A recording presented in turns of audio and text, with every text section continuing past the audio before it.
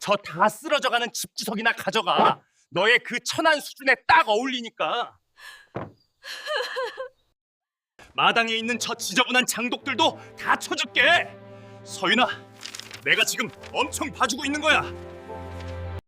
민주는 이를 갈며 이혼 서류를 탁자 위에 내동댕이 쳤다. 그는 비웃음을 흘렸다. 성북동에 있는 이 100년 된 고택을 향한 경멸이 가득 담긴 일그러진 미소였다. 말을 마친 그는 등을 돌려 나가버렸다. 하지만 민준 그 비정한 남자와 밖에서 낄낄거리고 있는 내연녀는 영원히 모를 것이다.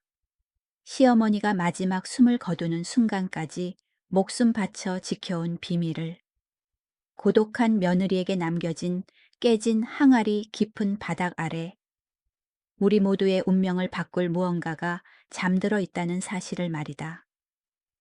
이야기는 시아버님의 장례를 치르고 난 뒤 춥디 추운 이튿날 시작되었다. 마당에는 시든 국화 향기가 채 가시지 않은 채 서울의 매서운 새벽서리와 뒤섞여 있었다. 바람이 빈소로 몰아쳐 잿가루를 청석 바닥 사방으로 날렸다. 나 서유는 광목으로 지은 소색 상복을 입고 묵묵히 허리를 굽혀 비지를 했다. 상복 자락이 땅에 닿을 정도로 몸을 낮추어 장독대 위 먼지를 하나하나 닦아냈다. 아버님, 부디 편히 쉬세요. 나는 중얼거리며 떨리는 손으로 차갑게 식은 장독들을 깨끗한 천으로 닦았다. 끼익, 쾅. 무거운 나무 대문이 거칠게 열렸다. 엄숙했던 정적이 찢겨 나갔다. 민준이 들어왔다. 하지만 혼자가 아니었다. 그의 곁에는 젊은 여자가 서 있었고 진한 향수 냄새가 향 연기를 압도했다. 그녀는 남편의 팔짱을 끼고 뾰족한 구두굽으로 고택의 마당을 또각또각 밟았다. 나는 걸레를 든 채 멍하니 그들을 올려다보았다. 와, 이게 뭐야? 진짜 낡았다 자기야. 요즘 시대에 서울에서 이런 무덤 같은 곳에 사는 사람이 있다니. 그 여자는 눈을 굴리며 주위를 둘러보았고 상중인 집 마당에 그녀의 앙칼진 목소리가 울려 퍼졌다. 민주는 태연하게 담배를 꺼내 탁 하고 라이터를 켰다. 그는 아버지의 영정이 놓여있던 자리, 바로 옆에 서서 길게 담배 연기를 내뱉었다. 여보, 지금은 상중인데. 내 목소리는 떨렸고 목구멍이 메어왔다. 상이고 뭐고 다 끝났잖아. 청소나 해. 민주는 담배 연기를 뿜으며 나를 남보듯 무표정하게 바라보았다. 집안 물건들 이것저것 싹 다 갖다 버려. 그는 안차의 쪽을 향해 턱짓하며 말했다. 옆에 있던 여자는 마치 기이한 박물관이라도 구경 온 듯 신나서 휴대폰을 꺼내 고택 사진을 찍어댔다. 자기야, 이거 인스타그램에 올리면 좋아요 많이 받겠다. 흉가 체험이라고 쓸까? 그녀는 키득거렸다. 나는 서둘러 그들을 따라 안방으로 들어갔다. 방 안에는 아직 고인의 온기가 남아 있었다. 시어머니의 비단 한복이 장롱에 걸려 있었고 시아버님의 돋보기 안경이 차상 위에 가지런히 놓여 있었다. 그런데 이런 누더기들은 다 버려야 해. 그 여자는 장롱을 열더니 시어머니 한복 소매를 마치 아주 더러운 것이라도 만진 양 빨간 매니큐어가 칠해진 손가락으로 털어냈다. 촌스러워 노인네 냄새 심장이 조여오는 것 같았다. 소리치고 싶었지만 목이 메어 말이 나오지 않았다. 민주는 책상 서랍을 뒤지고 있었다. 그는 도장과 땅 문서를 꺼냈다. 됐어, 이건 내가 처리할게. 그는 서둘러 양복 주머니에 그것들을 쑤셔 넣었다. 바로 그때 그의 전화가 울렸다. 여보세요? 나야. 나에게 말할 때의 차가운 목소리와는 딴판으로 금세 상냥한 목소리로 변했다. 응, 곧 나갈게. 금방 끝나. 그냥 자빌 좀 처리하느라. 그는 전화를 끊고 나를 쳐다보지도 않은 채 문 밖으로 나갔다. 나는 방 한가운데 못 박힌 듯 서서 그가 파헤쳐 놓은 서랍과 바닥에 흩어진 물건들을 바라보았다. 장롱 구석에는 시아버님의 낡은 나무 도장이 굴러다니고 있었다. 민준이 같이 없다고 여겨 버려둔 것이었다. 나는 떨리는 손으로 그것을 주워 제자리에 놓았다. 어머 자기야, 여기 장독이 있어. 마당에서 여자의 목소리가 또다시 들려왔다. 나는 화들짝 놀라 밖으로 뛰쳐나갔다. 그녀는 장독대를 향해 비틀거리며 걸어가고 있었다. 갑자기 그녀의 뾰족한 구두굽이 박석 틈에 걸려 넘어질 뻔했다. 아우, 진짜 무슨 바닥이 이래 짜증나게. 그녀는 신경질적으로 발을 구르며 장독들 앞으로 다가갔다. 이건 뭐야, 된장독. 그녀는 구석에 있는 몸통을 따라 긴 금이 간 항아리를 손가락질했다. 무슨 고물단지처럼 생겨가지고 깨져 있기까지 하네. 이런 쓰레기들은 다 부숴버려야 집을 새로 짓지. 말을 마치자마자 그녀는 태연하게 손을 들어 항아리 몸통을 세게 쳤다. 안 돼. 나는 비명을 질렀다. 하지만 늦었다. 와장창 오래된 균열에서 작은 사금파리 조각 하나가 바닥으로 떨어졌다. 나는 미친 사람처럼 달려가 온몸으로 그 금간 항아리를 끌어안았다. 미쳤어요. 내 몸에 손대지 마요, 더럽게. 여자는 비명을 지르며 뒤로 물러났고 내 상복에서 병균이라도 옮을까봐 치마를 털어댔다. 나는 상관없었다. 그 자리에 주저앉아 방금 떨어져 나간 조각을 주었다. 날카로운 단면에 손바닥이 베어 선홍색 피가 흘러 차가운 흙바닥으로 뚝뚝 떨어졌지만 아픈 줄도 몰랐다. 오직 두려울 뿐이었다. 어머니의 당부를 지키지 못했다는 두려움. 그깟 썩은 항아리 하나 가지고 왜 초상난 것처럼 굴어. 민준이 다가와 거칠게 내 어깨를 밀쳤다. 당신한테는 남편보다 이 깨진 항아리가 더 중요해. 그는 나를 내려다보았고 눈빛에는 일말의 정이라곤 없이 차가웠다. 내 손에서 흐른 피가 손가락 사이를 타고 내려와 하얀 치마를 붉게 물들였다. 낮은 돌담 너머에서 인기척이 들렸다. 이웃집 김 할머니가 건너다 보고 있었다. 할머니는 고개를 저으며 깊은 한숨을 내쉬고는 집으로 들어가 문을 쾅 닫았다. 문 닫는 소리가 민준의 뺨을 때리는 듯 했으나 그는 아무런 감정도 느끼지 못하는 듯 뻔뻔했다. 추위와 고통 속에서 임종을 앞둔 시어머니의 낮지만 따뜻했던 목소리가 귓가에 생생하게 울렸다. 서윤아, 엄마 말 잘 들어라. 저기 금이 간 항아리 절대 옮기지 말 거라. 왜 그러세요, 어머니? 그냥 그 자리에 그대로 두거라. 죽어도 그대로 둬야 해. 당시 어머니의 야윈 손이 내 손을 꽉 잡았었다. 나는 이해할 수 없었고 지금도 이해하지 못한다. 하지만 그것은 명령이자 유언이었다. 언제까지 멍청하게 앉아 있을 거야. 민준의 고함 소리가 나를 잔인한 현실로 끌어당겼다. 들어가서 짐이나 싸. 빨리 정리해. 여긴 부모님 방이잖아요. 그래, 이제 팔아야 하니까 싹 비우라고. 당신은 뒤채 창고 방으로 옮겨서 지내. 그들은 집 안으로 들어갔고 웃음소리가 밖으로 새어 나왔다.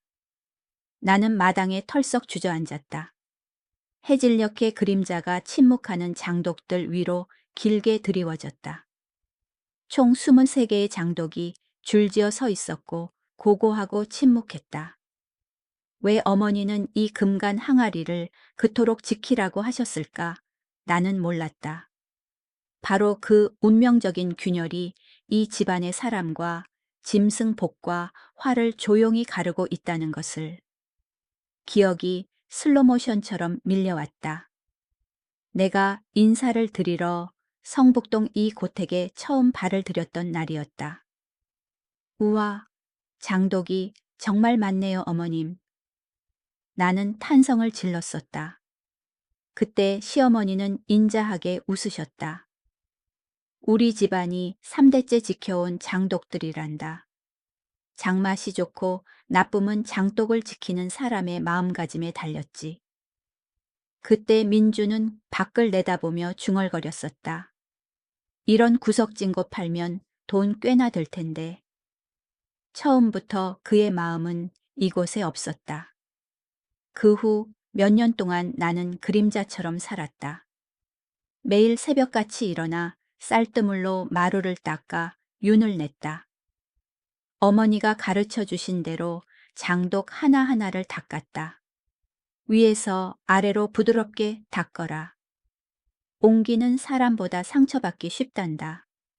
말이 많은 자는 집을 망치고 묵묵히 지키는 자가 진정한 주인인 법이야. 시어머니는 장독을 통해 인내를 가르치셨다. 반면 민주는 배신을 가르쳤다. 시아버님이 심장마비로 돌아가셨다. 3일 뒤 시어머니도 기력 소진과 슬픔으로 그 뒤를 따르셨다. 장례가 끝나고 손님들이 차에 다 돌아가기도 전에 민주는 검은 넥타이를 거칠게 풀어헤치며 내뱉었다. 이제 비 다 갚았네. 그리고 그날 밤부터 지옥이 시작되었다. 민주는 보란 듯이 그 여자를 데리고 들어왔다. 내 짐은 복도로 내동댕이 쳐졌다. 나는 습한 창고방으로 쫓겨났다. 밤이면 밤마다 차가운 창고에 웅크리고 누워 내 신혼방이었던 곳에서 들려오는 저속한 웃음소리를 들어야 했다. 나는 그저 마당으로 나가 금간 항아리 앞에 서서 속삭일 뿐이었다. 어머니, 제가 지킬게요. 절정은 장례 후 일주일 뒤였다. 내일 아침 여의도로 와. 민주는 짧게 한마디 던지고 나가버렸다. 다음 날 아침 나는 낡은 검은색 블라우스를 입고 버스를 타고 화려한 여의도로 향했다. 변호사 사무실은 마철로 10층에 있었고 강화 유리는 햇빛을 받아 눈부시게 반짝였다. 냉기도는 사무실에 들어서자 민준이 다리를 꼬고 앉아 있었고 그 옆에는 얼굴이 번들거리는 변호사가 있었다. 협의 이혼을 진행하겠습니다. 변호사가 기계적인 목소리로 말했다. 그는 숫자가 빼곡히 적힌 종이를 내 쪽으로 밀었다. 남편분 재산 목록입니다. 예금 5억 원, 주식 6억 원, 제주도 상가 지분 파주 임야, 합계 약 60억 원, 한화 기준 약 600억 원 상당입니다. 귀가 멍해졌다. 남편이 이렇게 부자였단 말인가? 지난 몇 년간 장볼 돈이 없다며 징징대던 게 전부 연극이었단 말인가? 부인 측 재산은요? 변호사가 물었다. 나는 고개를 저었다. 목이 메었었다. 없습니다. 혼인 기간 중 소득은요? 전 집안일만 했습니다. 그럼 재정적 기여를 증명하기 매우 어렵겠군요. 변호사는 어깨를 으쓱하며 가식적인 동정심을 보였다. 그리고 시부모님의 유산은 모두 민준 씨가 유일한 상속인으로 되어 있습니다. 나는 입술을 피가 나도록 깨물었다. 그럼 전 빈손으로 나가란 말인가요? 변호사는 민준을 한번 보고 나를 보았다. 재산 분할 규정에 따라 부인 측은 성북동 고택을 받게 될 겁니다. 네, 나는 고개를 번쩍 들었다. 고택이요? 네, 이 부동산은 감정평가가 매우 어렵고 보존구역인 고택이라 매매도 거의 없으며 수리비만 막대하게 듭니다. 민준 씨가 소유권 전부를 부인에게 넘기는 데 동의했습니다. 그제야 민준이 입을 열었다. 교활하고 차가운 목소리였다. 알다시피 그 집 다 썩어서 팔아봤자 아무도 안 사. 부수지도 못하고. 내가 인심 써서 당신 살 곳은 마련해 주는 거야. 아니면 그 벽돌 부스러기라도 반으로 나누고 싶어. 나는 그의 눈을 보았다. 더러운 계산속이 보였다. 팔기 힘든 애물단지인 고택을 처리하고 동시에 나까지 처리해서 환금성 높은 알짜 재산을 독차지하려는 속셈이었다. 시어머니의 모습이 떠올랐다. 23개의 장독이 떠올랐다. 금간 항아리가 떠올랐다. 좋아요. 집은 제가 받겠습니다. 나는 낮지만 단호하게 말했다. 다른 재산에 대한 청구권을 포기하시는 겁니까? 변호사가 다그치듯 물었다. 포기하겠습니다. 변호사는 나 같은 바보는 처음 본다는 듯 멍하니 쳐다보았다. 민주는 소리내어 웃었다. 그는 자리에서 일어나 재킷 단추를 채우며 승자가 패자를 내려다보는 눈빛으로 나를 보았다. 그 집이나 가져가. 너의 그 수준에 딱 맞네. 마당에 있는 장독들도 다 쳐줄게. 서윤아, 내가 지금 엄청 봐주고 있는 거야. 그는 회의실을 나가며 나를 이혼 서류와 함께 홀로 남겨두었다. 그는 쓰레기 더미를 처리했다고 생각하며 쾌재를 불렀을 것이다. 하지만 민주는 몰랐다. 그가 집과 장독들에 대한 권리를 포기하고 서명한 그 순간 평생 꿈도 꾸지 못할 보물을 제 손으로 내게 바쳤다는 사실을. 그리고 금간 항아리 바닥 아래 숨겨진 비밀이 곧 세상 밖으로 드러나려 하고 있었다. 변호사 사무실 문이 벌컥 열리며 찬 공기와 짙은 향수 냄새가 코를 찔렀다. 지은 그 여자가 들어왔다. 짙은 화장을 한 그녀는 나를 보며 붉은 입술을 비틀어 웃었다. 아직도 안 끝났어, 자기야. 그녀는 민준에게 물었다. 애교 섞인 말투였지만 눈빛은 식칼처럼 날카로웠다. 금방 끝나, 여보. 민주는 그녀를 향해 웃었다. 오래전부터 나에게는 보여주지 않았던 그 미소였다. 지은은 가죽 소파에 몸을 던지듯 앉아 다리를 꼬고 휴대폰을 만지작거렸다. 빨리 좀 해. 우리 강남에서 저녁 약속 있잖아. 변호사가 서류를 내 쪽으로 밀며 숨 막히는 정적을 깼다. 여기 서명하시면 끝납니다. 나는 펜을 들었다. 손이 심하게 떨려 손가락 마디가 하얗게 질렸다. 재산 분할 합의서라는 글자가 눈앞에서 흐릿해졌다. 집 주소가 보였다. 성북동 섭 2번지. 5년의 청춘을 바치고 내게 남은 건 그것뿐이었다. 나는 펜을 놓았다. 툭. 뜨거운 눈물 한 방울이 떨어져 방금 서명한 곳에 잉크를 번지게 했다. 나는 당황해서 내 약한 모습을 들킬까봐 얼른 손등으로 닦아냈다. 끝났습니다. 민주는 청은망은 짐을 덜어낸 듯 벌떡 일어났다. 이제야 빚다 갚았네. 지은도 따라 일어나 그의 팔짱을 꼈다. 가자, 자기야. 나 배고파 죽겠어. 두 사람은 또각거리는 구두 소리를 내며 빠르게 문 밖으로 나갔다. 웅크리고 앉아있는 전 부인에게는 작별 인사도 한 번의 눈길도 주지 않았다. 늙은 변호사가 안경을 벗어 닦으며 나를 보았다. 그의 목소리가 가라앉아 있었다. 기운 내세요. 어쨌든 조상의 집을 지키는 것도 복 받는 일입니다. 나는 대답 없이 고개만 살짝 끄덕이고 화려한 마천루를 빠져나와 나의 낡은 세계로 발걸음을 옮겼다. 3일 뒤 이삿짐 트럭이 아침 일찍 대문 앞에 멈춰섰다. 엔진 소리가 고요한 동네의 정막을 깼다. 민주는 마치 대기업 회장이라도 도엔 양 인부들을 지시했다. 여기 있는 거 다 싫어. 저 자단나무장이랑 노인네. 아니, 아버지 책상까지 싹 다. 그는 쓸만한 것이라면 하나도 남기지 않고 쓸어 담았다.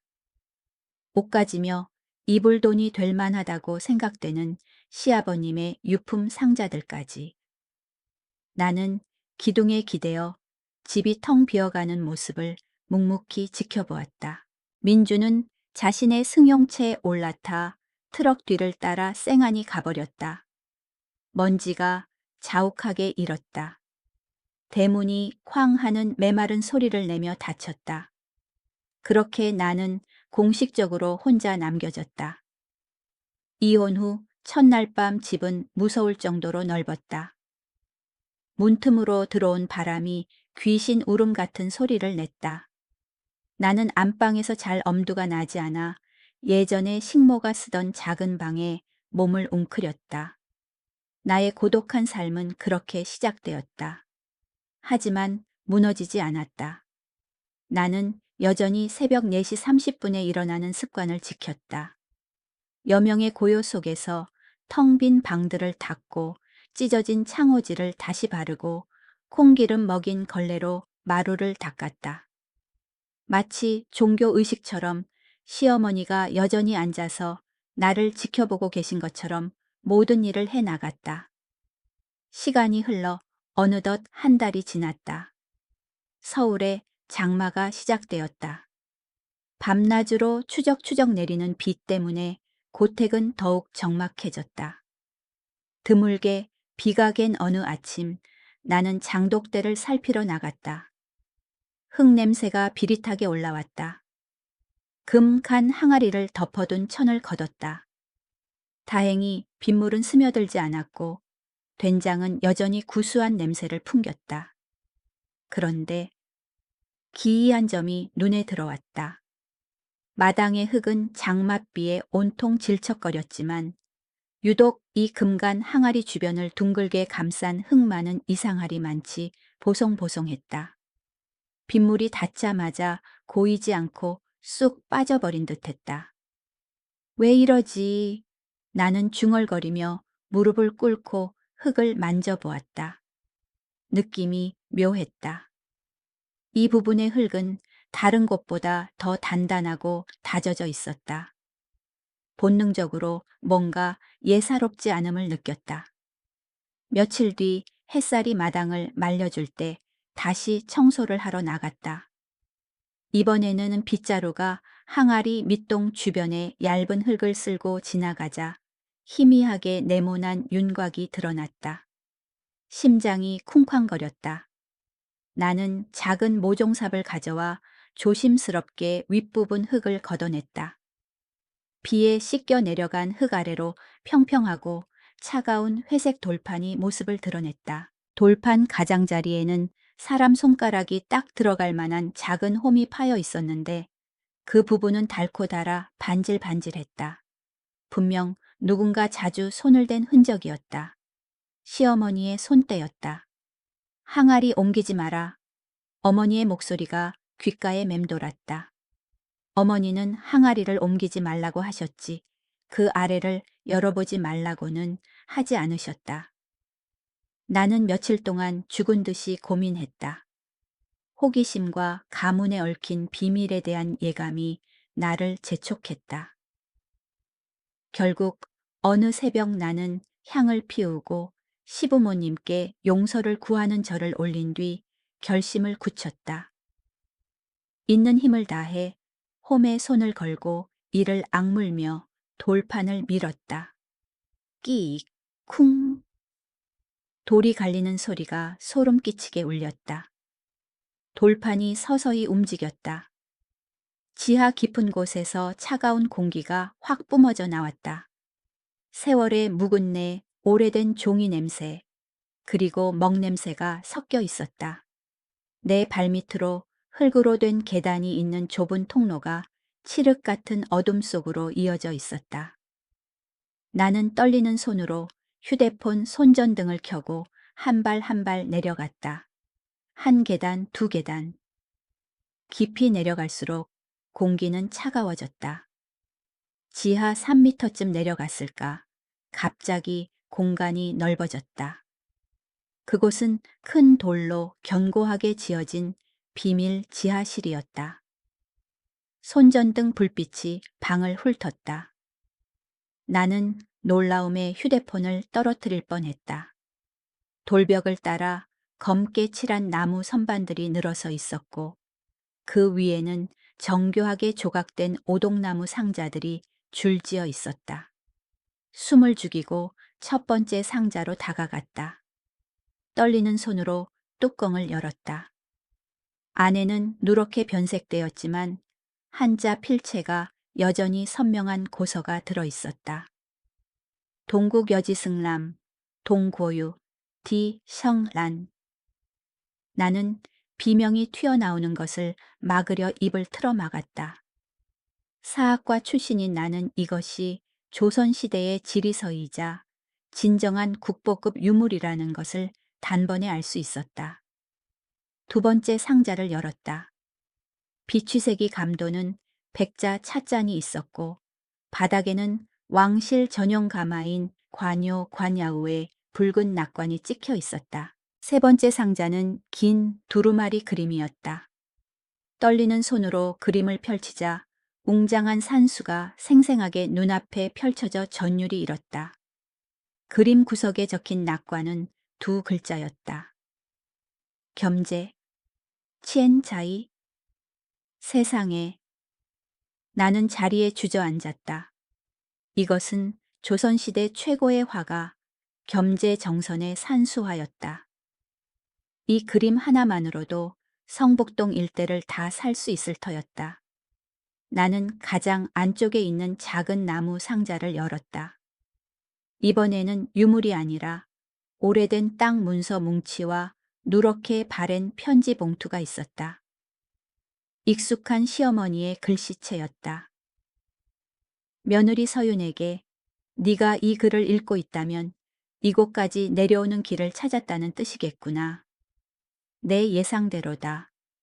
너는 그 무심한 장독들의 마음을 쓴 유일한 사람이니까. 이 물건들은 박씨 가문이 200년 넘게 남몰래 지켜온 것들이다. 난세와 전쟁 굶주림 속에서도 조상님들은 단 하나도 팔지 않으셨다. 나는 믿는다. 네가 다음 수호자가 될 것이라고. 내 아들 민준이는 눈은 떴으나 장님이나 다름없고 돈에 눈이 멀어 마음이 어지러우니 만약 그 아이가 알게 된다면 조상의 영혼을 헐값에 팔아넘길 게다. 하지만 너는 다르다.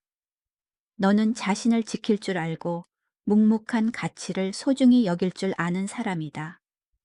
이것들을 개인적으로 소유하지 말거라. 세상의 빛을 보게 하고 국립박물관 같은 합당한 곳을 찾아 기증하거라. 이것들은 우리 것이 아니라 이 나라의 어리 후손에게 남긴 것이란다. 서윤아, 우리 집에 와줘서 고맙다. 너는 며느리가 아니라 내 딸이다, 어머니가. 나는 편지를 가슴에 품고 차가운 지하실 바닥에 엎드려 오열했다. 내 울음소리가 좁은 공간에 메아리치며 백년 묵은 향 냄새와 섞여 들었다. 어머니는 나를 믿으셨다. 친아들이 아닌 나를 선택하셨다. 진정한 뒤 나는 대략적으로 지하 보물을 파악했다. 고서 30건 왕실 도자기 입점, 그리고 수십 점의 귀한 그림들. 가치는 값을 매길 수 없을 정도였다. 나 혼자 감당할 수 있는 일이 아님을 알았다. 나는 대학 시절 존경했던 역사학 교수님이자 청렴하고 유산을 아끼기로 유명한 최 교수님을 떠올렸다. 나는 서둘러 지하실을 나와 돌 뚜껑을 닫고 흙을 덮은 뒤 금간 항아리를 원래 위치에 올려놓았다. 흙투성이가 된 손으로 최 교수님께 전화를 걸었다. 내 머릿속에서 거대한 계획이 세워지기 시작했다. 그 시각 전혀 다른 세상에서 민주는 승리의 도취감에 빠져 있었다. 하룻밤 숙박비가 30만 원에 달하는 부산의 5성급 호텔에서 샴페인 뚜껑 따는 소리가 펑 하고 울려 퍼졌다. 자유만세. 민주는 소리치며 잔이 넘치도록 술을 따랐다. 지은은 박수를 치며 깔깔거렸다.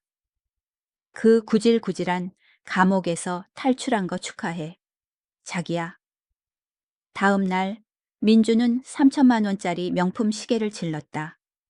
지은도 질세라 2천만 원짜리 명품 가방을 샀다. 짧은 한 달 동안 카드 청구서는 5천만 원을 찍었다. 하지만 민주는 걱정하지 않았다. 부모님의 다른 유산을 상속받아 막대한 재산을 손에 쥐고 있다고 생각했으니까. 바로 그때 옛 친구가 은밀하고 솔깃한 제안을 해왔다. 야, 민준아, 진짜 끝내주는 부동산 투자건이 있어. 3개월 만에 수익 2배 보장이야. 천년에 한 번 올까 말까 한 기회라고. 탐욕에 눈이 멀고 돈 좀 생겼다고. 자만심에 빠진 민주는 일말의 망설임도 없었다. 그는 현금을 긁어 모으고 상속받은 주식을 헐값에 처분하고 적금까지 깼다. 총 2억 원, 약 40억 동. 그는 그 돈을 투자 계좌로 송금했다. 딱 3개월만 있으면 2억이 4억이 되는 거야. 민주는 지은의 허리를 감싸 안고 넓은 부산 바다를 가리키며 말했다. 그때 되면 내가 오션뷰 아파트 한 채 사줄게. 그는 몰랐다. 그것이 그가 쥐고 있던 마지막 돈이었고 인생에서 가장 거대한 폭풍우가 머리 위로 떨어지기 직전이라는 것을. 고객님의 전화기가 꺼져 있어. 민주는 멍하니 휴대폰을 떨구었다. 투자를 권유했던 중마고에게 100번째 전화를 걸던 참이었다. 믿을 수 없어 미친 듯이 회사 사무실로 달려갔다. 하지만 그를 맞이한 것은 먼지 쌓인 텅 빈 사무실과 굴러다니는 쓰레기뿐이었다. 유령 회사였다. 대표는 2억 원과 다른 피해자 200여 명의 돈을 들고 해외로 도주했다. 다 날린 거야. 민주는 빌딩 로비에 주저앉았다. 식은땀이 비오듯 흘렀다. 그는 비틀거리는 걸음으로 호텔로 돌아갔다. 숙박비 결제일이 다가오고 있었다. 그는 떨리는 목소리로 지은에게 고백했다. 투자금, 사기당했어. 다 날렸다고. 손톱을 다듬던 지은이 멈칫했다. 그녀가 고개를 들자 눈빛이 날카로웠다. 다 날렸다는 게 무슨 소리야? 그래서 지금 얼마 있는데 아마 현금으로 1,000만 원 약 2억 동 정도 남았을 거야. 그 말을 듣자마자 지은은 용수철처럼 튀어 일어났다. 그녀는 에르메스니 샤넬이니 하는 가방들을 품에 안고 옷을 캐리어에 쑤셔 넣었다. 1,000만 원 지금 장난해. 내가 지금 들고 있는 가방값도 안 되잖아. 그녀는 코웃음을 치며 립스틱을 고쳐 발랐다. 민준 씨, 나도 내 인생이 있어. 돈 없으면 사랑이고 뭐고 없는 거야. 잘 있어. 그녀는 캐리어를 끌고 문 밖으로 나갔다. 또각거리는 구두 소리가 예전 민준이 나를 버리고 갈 때와 똑같이 비정했다. 민준이 그녀를 잡으려 했지만 매몰차게 뿌리쳐졌다. 호텔방 문이 쾅 닫혔다. 민주는 빈털터리가 되었다. 호텔에서 쫓겨난 민주는 월세 50만 원짜리 냄새나고 습한 고시원 쪽방으로 기어들어갔다. 곰팡이 냄새가 값비싼 향수 냄새를 대신했다. 와규 파티는 컵라면으로 바뀌었다. 얼마 지나지 않아 1,000만 원도 바닥났다. 궁지에 몰린 그는 눈 딱 감고 고리 대금업자에게 2천만 원을 빌렸었다. 이제 이자가 붙었고 빚쟁이들의 협박 전화가 밤마다 그를 조여왔다. 절망의 끝에서 문득 성북동 고택이 떠올랐다. 그래, 그 집, 그는 희망의 빛을 본 듯 중얼거렸다. 그 다 쓰러져가는 집이라도 팔면 몇 천만 원은 건져서 빚은 갚겠지. 어쨌든 내가 주인이었잖아. 그는 부동산에 전화했지만 찬물 한 바가지가 날아왔다. 죄송하지만 명의가 이미 서윤 씨 앞으로 되어 있습니다. 매매하시려면 본인의 서명과 인감이 필요합니다. 집문서만 있으면, 집문서랑 도장만 훔쳐오면. 민주는 미친 사람처럼 중얼거렸다.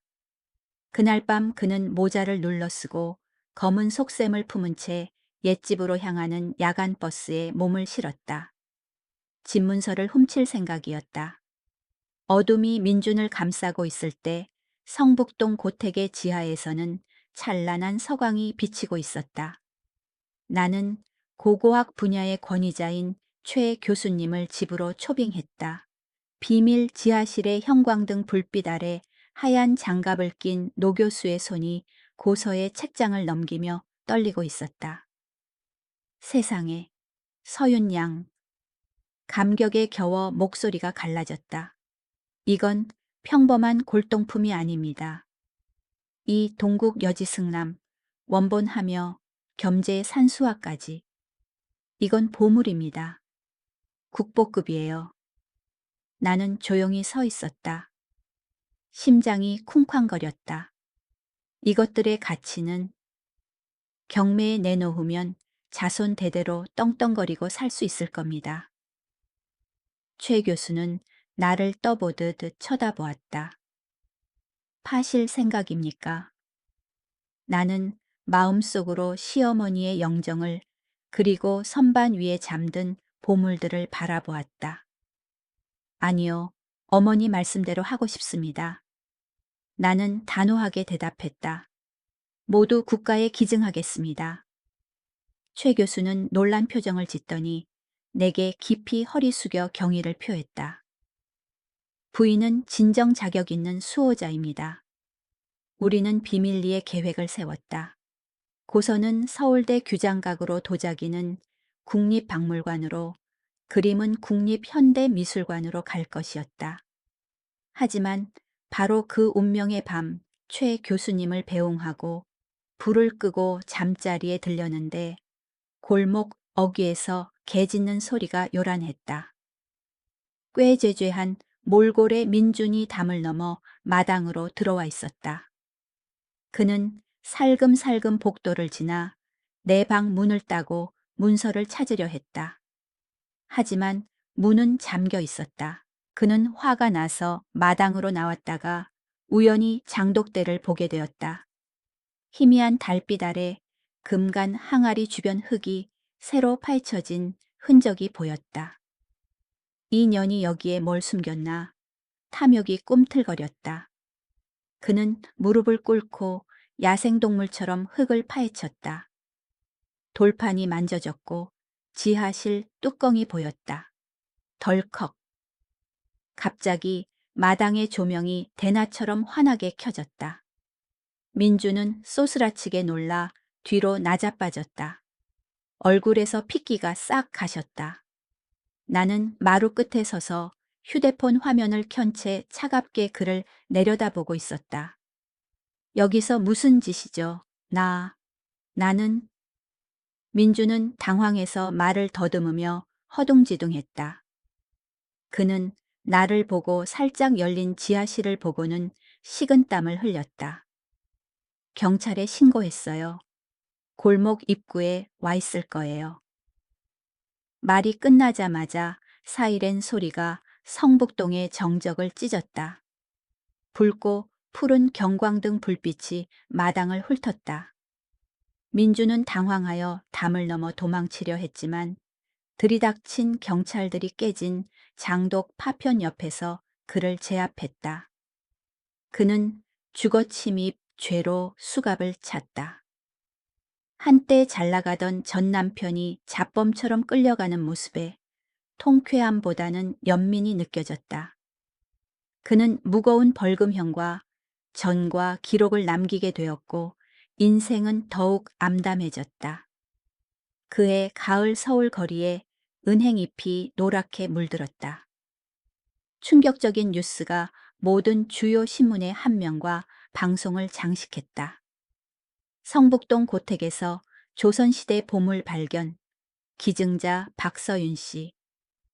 비좁은 고시원 쪽방에서 민주는 딱딱한 빵을 씹으며 웅크리고 있었다. 그는 일용직이라도 구하려고 휴대폰을 뒤적였다.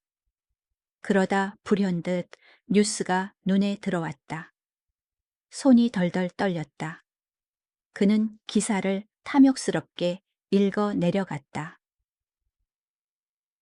고서와 산수화를 포함한 값을 매길 수 없는 유물들은 전문가들의 1차 감정 결과 수백억 원, 수천억 동에 달할 것으로 보입니다.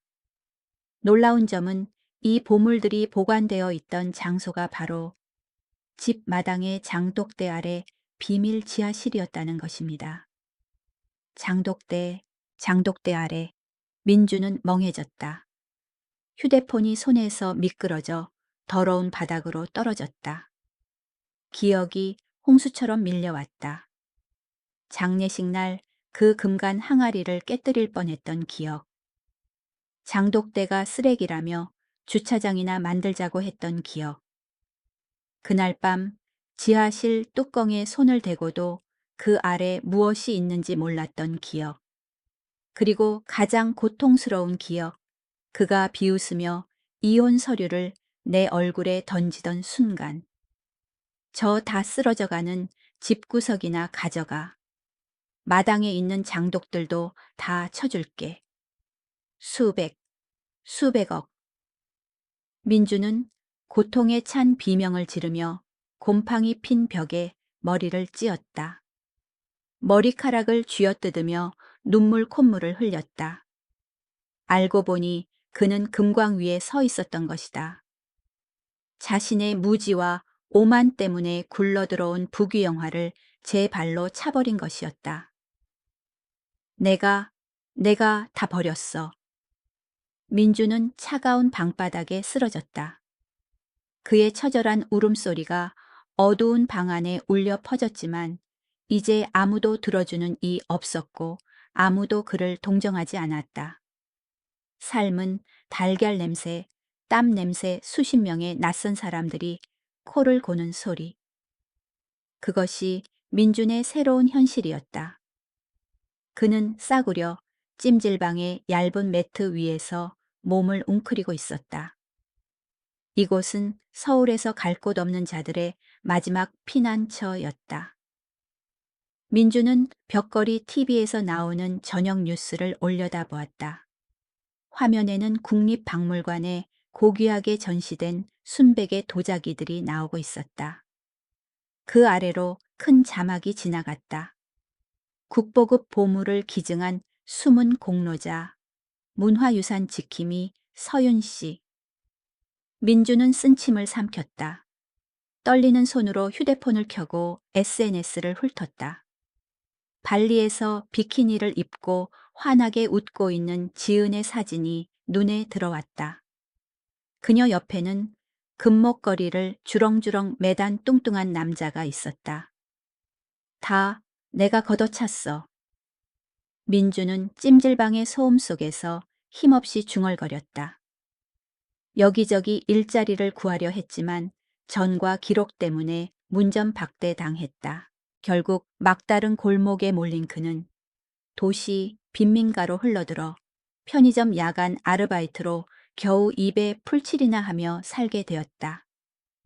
민준의 가장 큰 고통은 가난이 아니라 매일 뼈를 깎는 후회였다. 성북동 고택문화유산 지정. 기증유물 가치 재산정 수백억 원 호가. 같은 전 부인의 소식을 접할 때마다 민주는 가슴을 쳤다. 그는 소리 없는 비명을 지르며 후회로 피 흘리는 심장을 꺼내버리고 싶어 가슴을 쥐어뜯었다. 절정은 어느 아침 인터넷 기사 한 줄을 읽었을 때였다.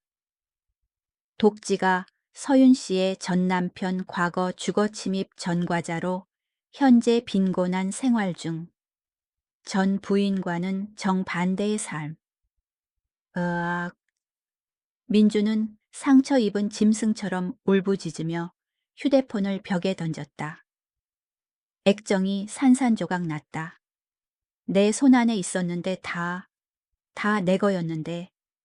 그는 바닥에 쓰러져 눅눅한 방 안에서 울음과 미친 웃음이 뒤섞인 소리를 토해냈다.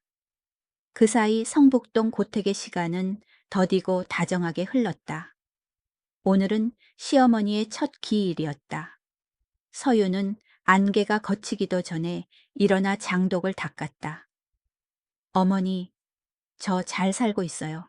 편히 쉬세요.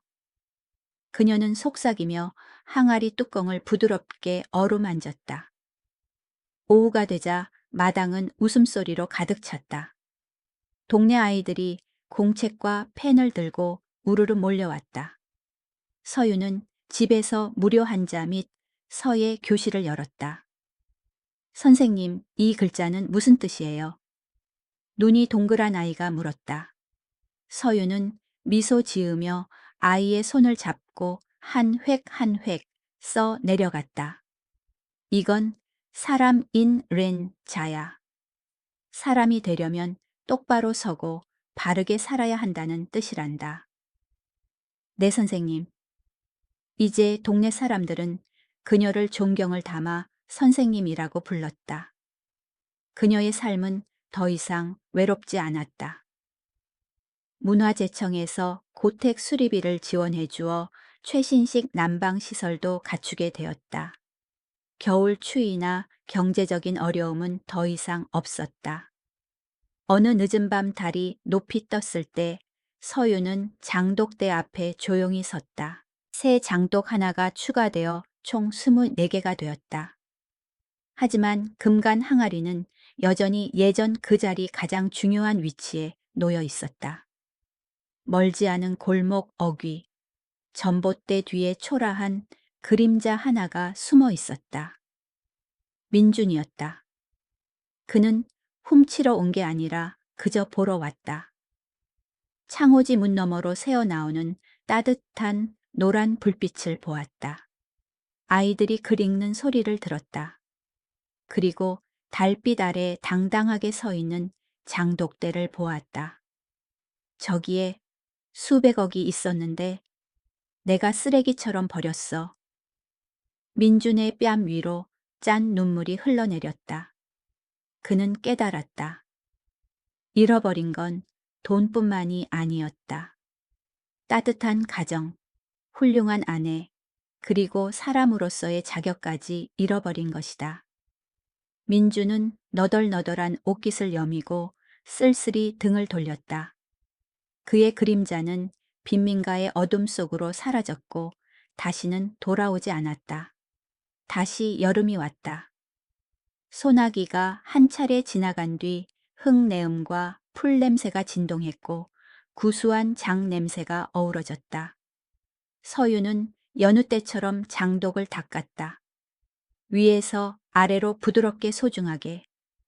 남들이 보기에 금간 항아리는 버려야 할 폐품이었다. 하지만 서윤에게 그것은 지기치지이자 역사의 증인이었다. 금은 메워지지 않았지만 항아리는 깨지지 않았다. 그것은 굳건히 서서 그 안의 정수를 담아내며 자신의 상처로 숨을 쉬고 있었다. 박물관 직원이 찾아와 최신 전시 도록을 정중하게 건넸다. 서유는 마지막 페이지를 열었다. 그곳에 작지만 무게감 있는 글씨가 굵게 인쇄되어 있었다. 기증자 박서윤. 가슴이 뭉클했다. 박씨 집안 며느리도 민준의 아내도 아니었다. 그저 그녀의 이름 박서윤이었다.